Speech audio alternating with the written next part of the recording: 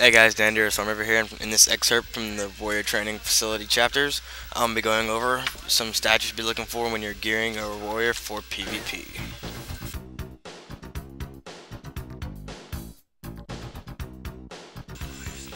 To perform well in PvP, you need a mix of both PvP and PvE gear. Before you go throwing all your PvP gear on, guys, you got to keep an eye on your Resil here. For 2v2 range, you want to keep it between 8 and 900 Resil normally. 3v3 900 through 1000, and 5v5s about 1000 through 1000, 100 200 depending on what kind of comp you're running.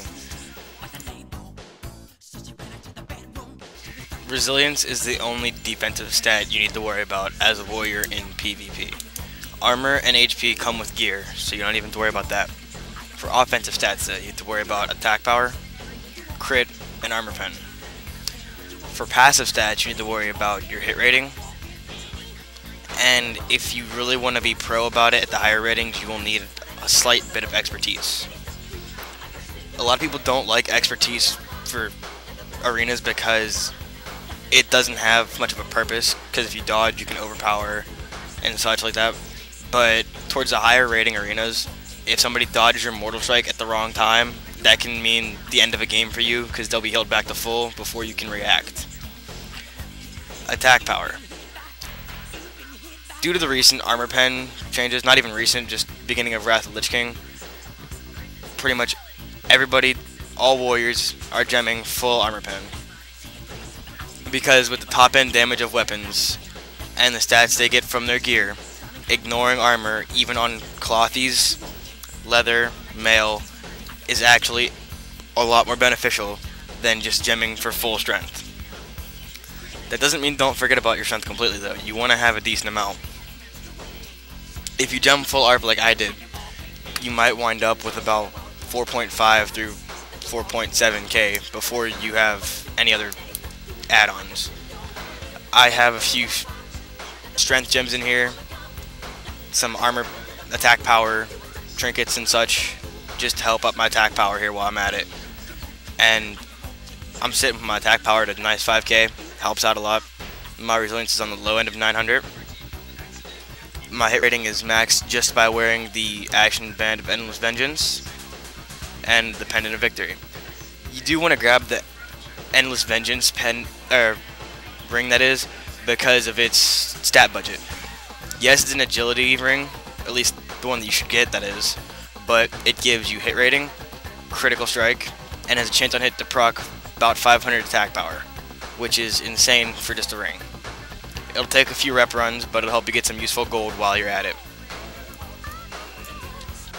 An important thing to remember about Armor Pen is that even with it stacked up to 100%, it will not ignore more than 15,000 armor. So if you get a prot paladin or a prot warrior that has 20,000 armor, for example, you can only ignore 15,000 of it, leaving them with 5,000 armor left. To get past that, you need to stack the 5 stack of Thunders, and that would reduce their armor by 20%, 1/5, which would help reduce it down towards your 15,000, and you'd thus be able to ignore more of it. When you're gearing up as a warrior and with your PvE gear, don't worry about where your armor pen is, where your crit is. Worry about your hit being capped at 5%, and make sure you have the resilience within at least those 2 boundaries. With certain healers, with certain spell powers, and druid, priest, paladin, you might need to wear more or less resil depending on how skilled they are, which is completely normal. Just put up with it and balance your PvE off pieces around that.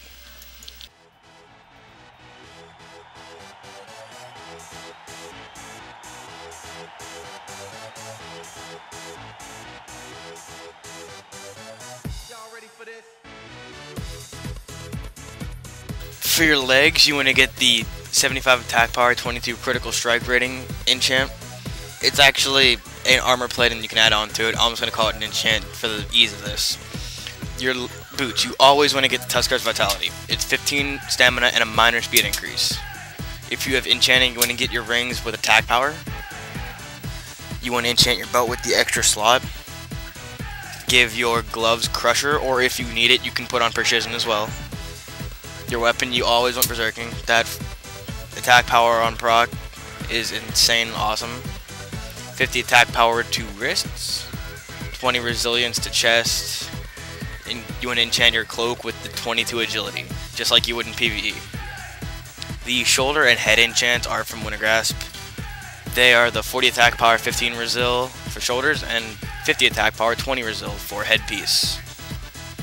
Make sure you pick those up. The extra resil helps cap things off. I would probably be at less than 800 resil, less than about 850 maybe, without all those enchants on my stuff right now. That's just about it for going over the gear and enchants. Make sure you got your 4-piece PvP on for the resilience bonus, as well as the arm attack power and intercept ability reduction.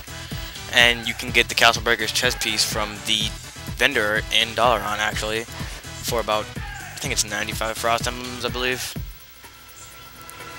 Have fun out there, guys.